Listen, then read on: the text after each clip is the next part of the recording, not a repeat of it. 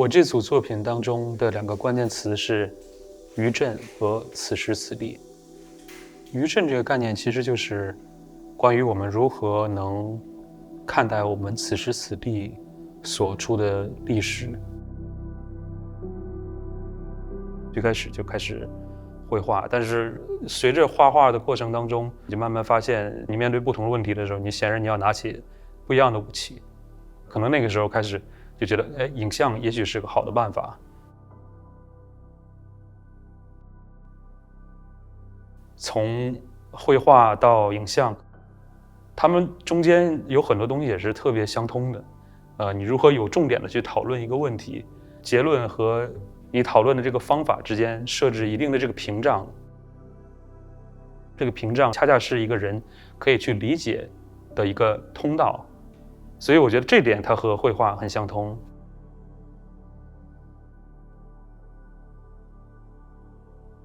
这个项目就叫东北四部曲，里面一共有4个影像作品。它的起点是关于我的家乡，关于东北，就是在东北好像有很多和萨满有关的这种活动，所以萨满这件事其实给我的更多的像是一种灵感，它并不是一种所谓的原教旨主义上的这种关于宗教属性的这种萨满，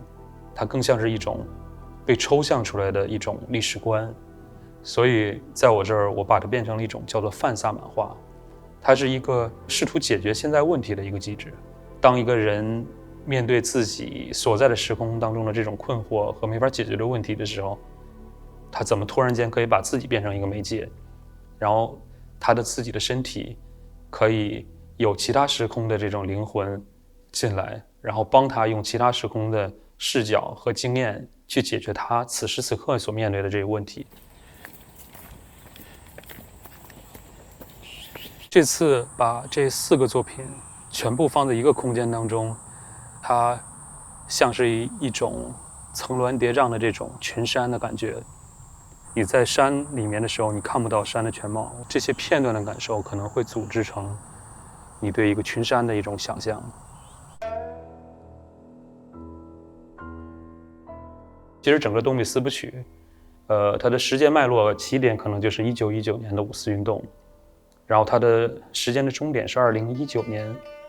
第一部烟火发生在2018年的时候，在中国发生的那个张扣扣复仇谋杀案这个事件的一个主人公，然后他在2019年的时候被判处死刑。张扣扣为母复仇这件事情，当然它是破坏了我们现有的这种法律的一个系统，但是另一方面，也有很多人觉得张扣可能是恰恰是中国丢失的一种传统，它可能是一种我们已经很久不再出现的一种英雄的人物类型。在这个创作的后期的时候，由张扣这个人其实可能又引发出更多的一些概念，包括在后面的扭曲4场里面出现了一个1919年死掉的北大的学生叫郭星光这个角色。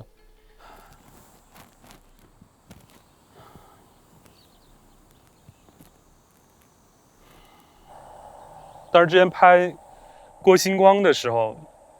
其实当时也是想找一个就是类似这样的场景，所以就是一个年轻学生在河塘边找了一棵树，然后就要上吊自尽。有一个落魄虚傻，经历历史，日前小情，理想毁灭，也发觉自己输不出1丝1毫的力气。在这100年当中，这些历史时刻也像是一个多重的错乱的时空一样，然后始终交织在一起。就像是在通姆斯里面有一句话，描述了一种好像我对历史当中不同时空之间的体验。世界搿才是新星光，搿是大雨旁头时，搿池塘中翻起的无数轮。通姆斯这件作品里面，其实2个主人公就是2个朝鲜籍的士兵，他们在参与中国的内战。但是与此同时，朝鲜籍士兵他们的老家又在发生着济州岛事件。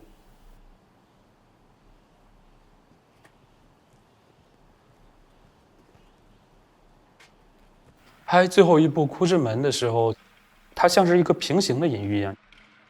哭之门》这个作品里，其实是把前面几部作品当中一些埋下的伏笔，或者说没法明确去指涉的一些修辞关系，去真正的去揭开了他们之间的这种面纱。我的作品当中，这些人他们都是在他们所在的那个历史时空当中，面临着他们当时所面临的困境。这些困境被我引用，被我不断的组织起来。因为我们看历史的时候，我们也都会有这种很悲观的这种体验，就是好像所有人做的努力在当时都不会很快的、即刻的解决问题，但是我们仍然是在前人不断努力的基础之上，去试图解决此时此刻面对的问题。我们可能会意识到，我们其实是处在历史的一个余震当中，而且我们此时此地所面临的状况，以及我们的行动，可能也会变成未来的一种余震。